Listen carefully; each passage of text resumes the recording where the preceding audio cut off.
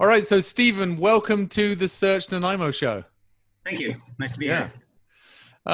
So I'd love if you could start off by telling us a bit about your background, how long you've been going for, and kind of, how you got to where you are now.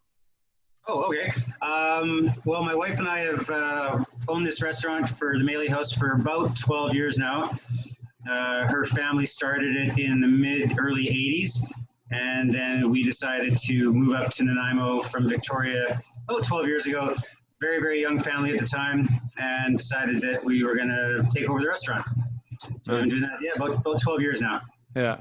And as you just said before we started recording, you're in the restaurant today and you got a pie in the oven. So you are like all hands on deck, right? Yes. Well, actually, I've got the crust for a pie in the oven right now. The filling goes in a bit later, but yeah, all hands on.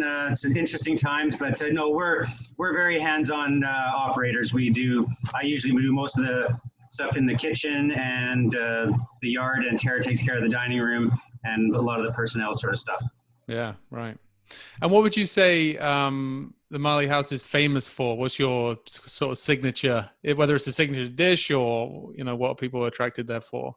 Well, I would say that most people know us for the porcupine prawns, which is an appetizer that's been on the menu for at least 25 years. And it's people, especially people that come once a year, that's what they look forward to. They look forward to their pastry wrapped deep fried prawns. Sounds pretty good. That's sort of what a lot of people think of us for, but I'd say we're most well known for sort of a casual fine dining atmosphere, fantastic personal service, and use of a lot of local things. We have a really large garden/small farm that I run as well. I do all the planting, all the growing, all the picking. So that's for use in the restaurant. I'll be there. What do you do with all your spare time? when I can. But that's actually, I guess the garden's been part of the restaurant for about 15 years, but about 4 years ago, I expanded it quite a lot. And it's about 8 months of the year, I'm pulling some good produce out of it. Which is pretty exciting. That's great. I suppose that's one of the benefits of being as far west in Canada as you can go. You can actually grow stuff for a decent amount of time. Absolutely. We're, the climate's great, and where we're located is, with a little bit of covering and patience, I'm able to start pretty early and keep it going pretty late. Yeah. And which is a fantastic thing. It's really nice to have. It's a lot of extra work, but it is really nice to be able to take out a plate of food to a customer and say, those carrots, those radishes, those turnips, that kale, that all came out of my garden. Yeah, that's amazing. So as it relates to COVID-19, obviously things have changed. How have you guys adjusted to that? I think I saw from your website that you've sold out of some recent packages you had. So could you give us a little update there? Well, we had, I almost feel a little bit guilty. We had a very, very good regular customer approach us towards the end of March and offered to subsidize all of our takeout for the entire month of April by 50%. Wow. Yeah, right. So a package that we sell for $100 cost the guest $50. So needless to say, just to help out the community, or what was the to help us out, to right. help the community, a little bit of goodwill, spread some love. They're very generous people elsewhere in the community as well. It made a massive impact for our business. Of course, it was probably our busiest April in the 30 some odd years we've been open. Wow. Just doing takeout, which was pretty fantastic. It actually overwhelmed us. We didn't expect quite the response we got, so it put a lot of pressure on us for the month of April. But I can't complain. It was pretty fantastic. Yeah, everybody else is like taking time off and having a rest, and you guys are like, busiest ever. We're just go.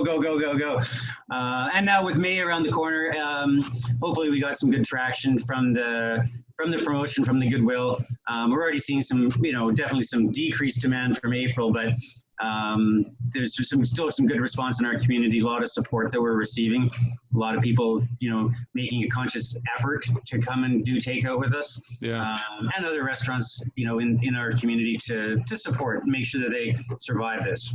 Yeah. It's tough times. Yeah, for sure. Are there any things that you've learned in terms of like the takeout stuff that you've kind of evolved into that you'll keep doing in the future when things do open up again? Yeah, absolutely. One of the packages that we've sort of been working on is what we're calling sort of a family dinner, and it's suitable for a family of 4. It's 3 courses. Things like, roasted chickens, pork racks, that sort of thing. They travel really, really well. It's affordable, and we found that they're reasonably, if we're organized, reasonably easy to execute. So we can offer them at a fairly attractive price. We're definitely going to keep doing things like that once we reopen.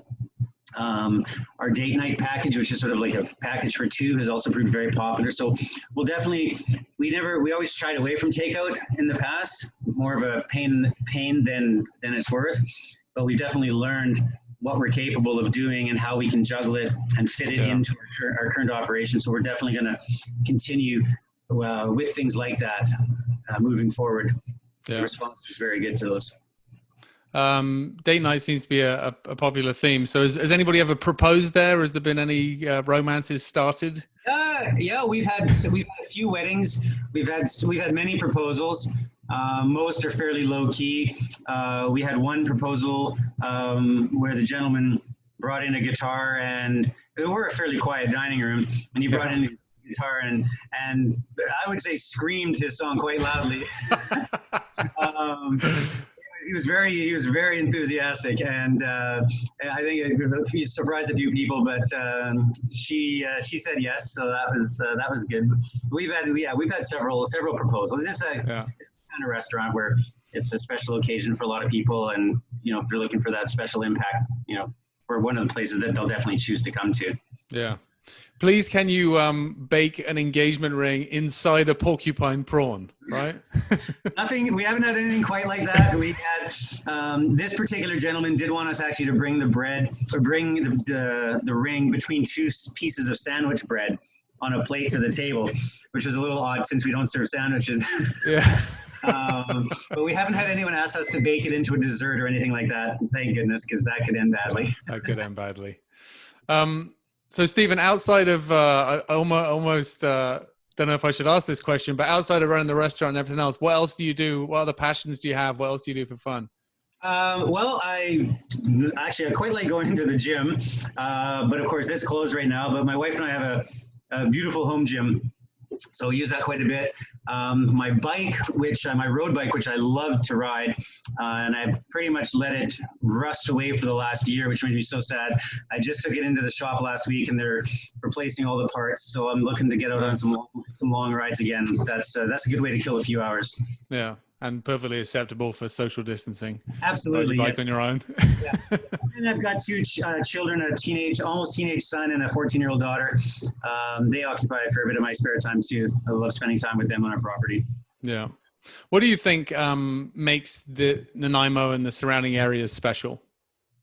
I would say that it's proximity to everything. It's a small community. It's affordable for a lot of people. It's close to Victoria, close to Vancouver, close to Seattle, and then it's natural beauty.